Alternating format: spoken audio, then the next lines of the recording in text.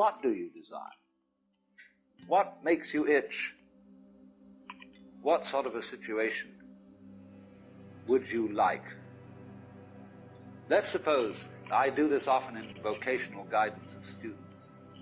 They come to me and say, well, we're getting out of college and we haven't the faintest idea what we want to do. So I always ask the question, what would you like to do if money were no object? How would you really enjoy spending your life? Well, it's so amazing. As a result of our kind of educational system, crowds of students say, well, we'd like to be painters, we'd like to be poets, we'd like to be writers, but as everybody knows, you can't earn any money that way. Or another person says, well, I'd like to live an out-of-doors life and ride horses. I said, you want to teach in a riding school? Let's go through with it. What do you want to do? When we finally got down to something which the individual says he really wants to do, I will say to him, you do that. And forget the money.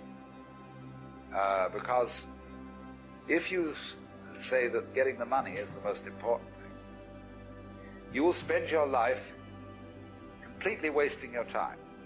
You'll be doing things you don't like doing in order to go on living, that is, to go on doing things you don't like doing, which is stupid. Better to have a short life that is full of what you like doing than a long life spent in a miserable way. And after all, if you do really like what you're doing, it doesn't matter what it is, you can eventually you could eventually become a master of it. The only way to become a master of something is to be really with it. And then you'll be able to get a good fee for whatever it is. So don't worry too much. Somebody's interested in everything. And anything you can be interested in, you'll find others in. But it's absolutely stupid to spend your time doing things you don't like in order to go on spending things you don't like and doing things you don't like, and to teach your children to follow in the same track.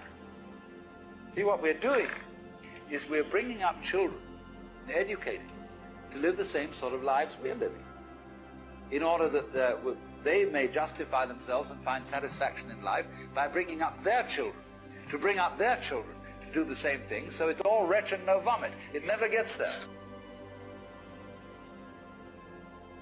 And so, therefore, it's so important to consider this question, what do I desire? Well, when we answer that question in a naive way, we figure out that we want to desire,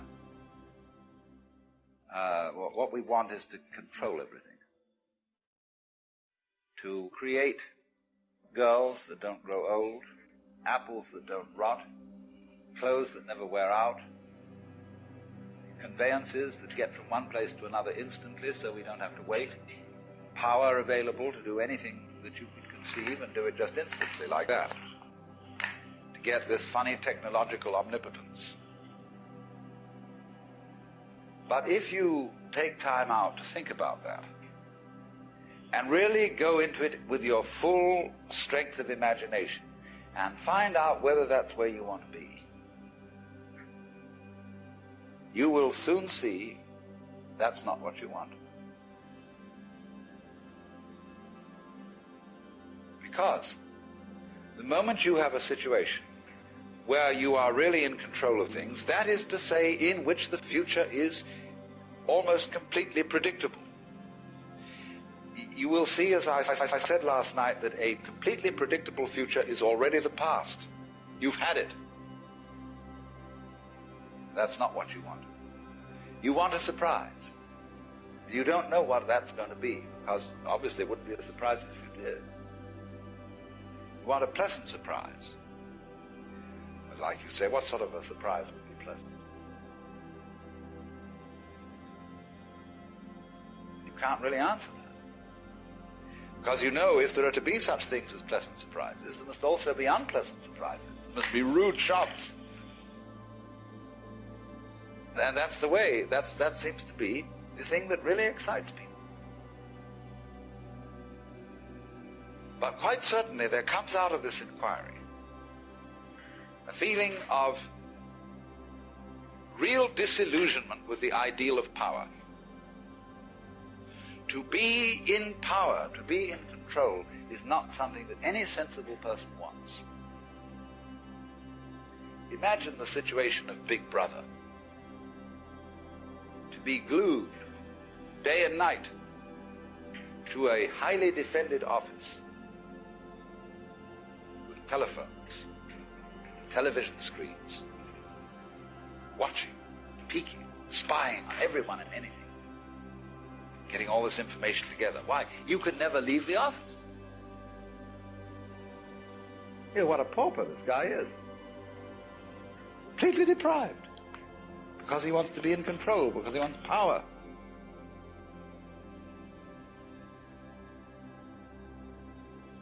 People are frustrated in love. If you're jilted, there's a natural tendency in a human being to seek power as a substitute. And that's a very negative thing. It's like having a bad temper. To seek power after you're frustrated in love. You should try and get back on the love beam.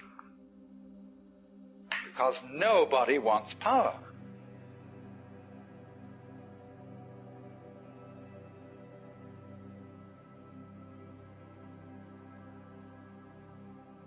Now you may say that's shirking responsibility. That if you were a really responsible person, you would go out for power and try to use power to the best possible advantage for the benefit of all. All right, what would be the benefit of all? Ask them, what do you want me to do with this power? I'm dictator. What would you like me to do? Well, nobody knows, because they haven't thought it through. They think of all sorts of short-range things, and they are largely conflicting and confusing, because they're not well thought out. But again, when it finally comes down to it, nobody wants to be God.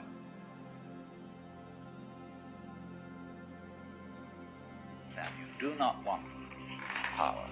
You don't want to control it.